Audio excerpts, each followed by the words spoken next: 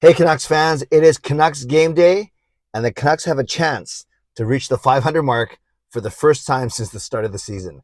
I'm Canuck Clay, and this is my Canucks take all in one take.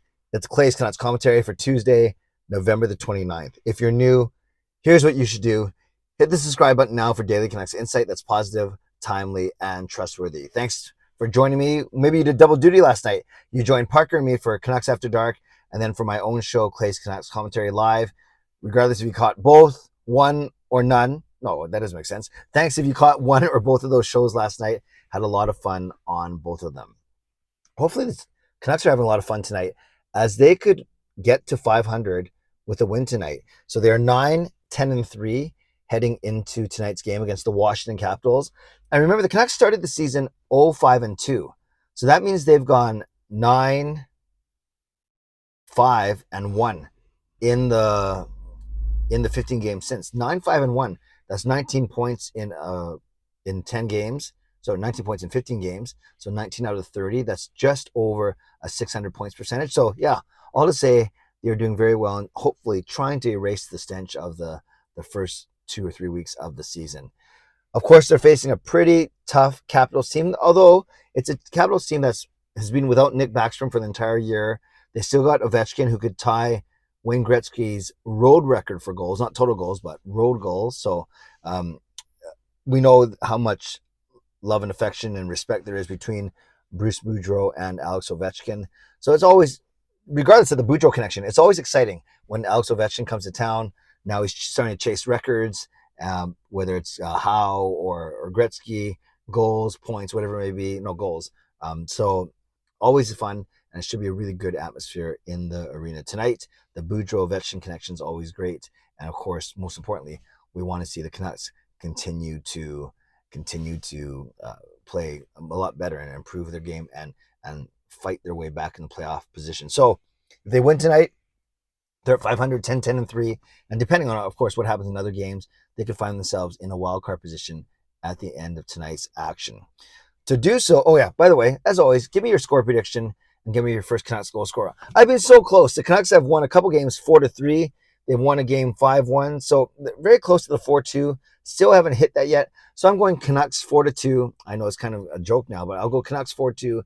And let's say that Kuzmenko continues his hot hand and he scores the first Canucks goal. The Canucks had an optional game day skate day, which basically looked like a full practice because Jack Studnicka was back. And Ilya Mikheyev was the only healthy Canuck that took the option not to practice. So Studnicka simply slid into Mikheyev's spot on that second line. But don't worry, Canucks fans, it will be Mikheyev tonight and not Jack Studnicka. So, and the biggest thing is Spencer Martin looks like he'll be the starter for tonight. So that means Martin will have started 3 of the last 4 when Demko was available. You go backwards, Martin was in net when they beat Colorado. He's in net when they beat Vegas. Demko was in net when they beat San Jose. And now you go back to Spencer Martin, which is a bit of a surprise. I said on Canucks After Dark, especially, and on my own show, that I would have gone back to Demko because, he's playing well. He's getting more confidence, and there's no wrong answer here.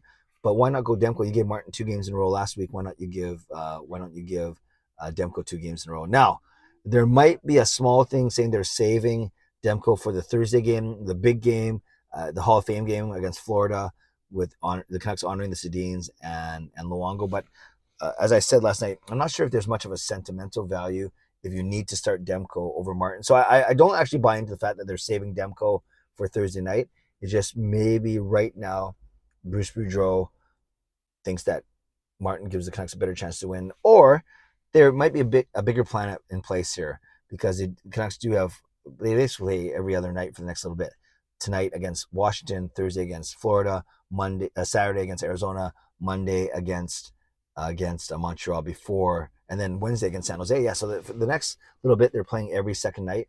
So maybe there's a plan to rotate the goalies. I don't know. Let me know what you think about that goalie decision, if that's indeed the case. Nothing confirmed as I record this, but Spencer Martin was the first goalie off the ice today, and that usually indicates the starter for that evening.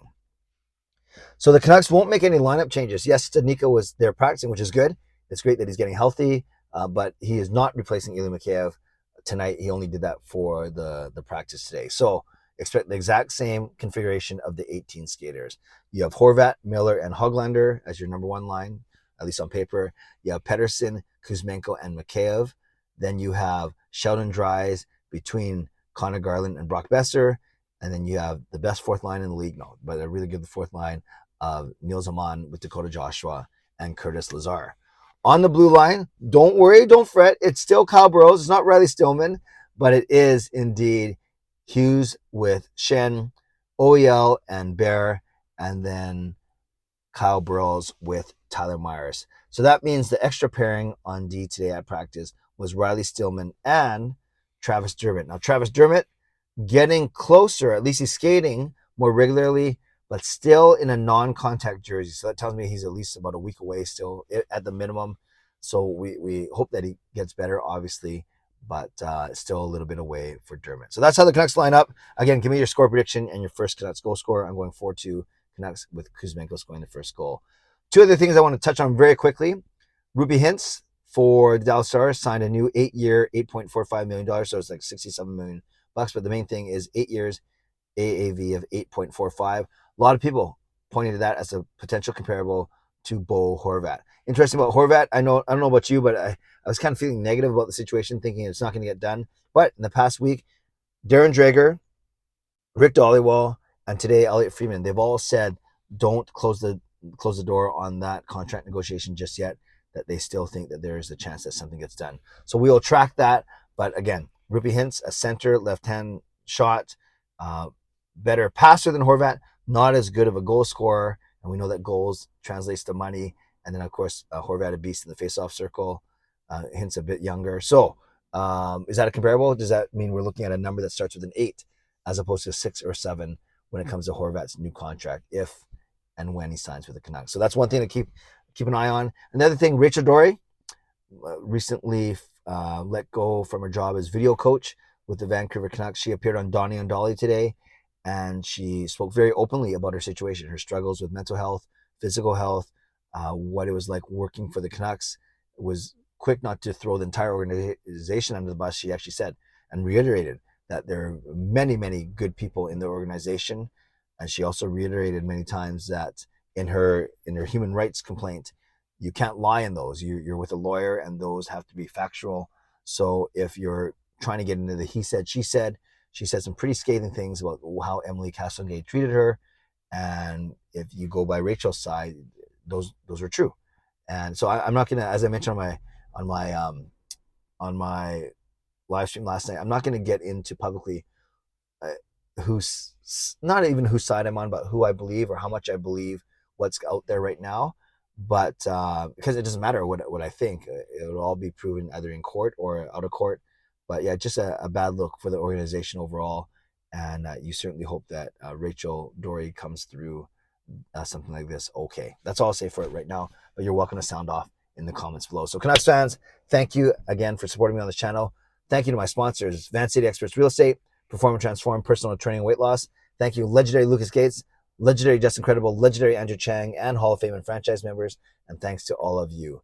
As always, subscribe if you'd like to, like this video if you like to, leave a donation or become a member or upgrade your membership if you'd like to. And most importantly, give me a score prediction, give me a first Canucks goal scorer, and anything else you want to talk about Horvat's contract vis-a-vis Roope Hintz or even the Rachel Doerrie situation. Let me know. I don't always get to reply, but I do read every single thing that you guys type in the comments. Okay, friends, tonight it's my bowling night, and then it's my show. 11 o'clock tonight, so it'll be like a post-game live stream just a little bit later after the game ends. So 11 o'clock Pacific. I hope you join me back here on YouTube for my live stream. Have a great day. Stay safe, stay healthy.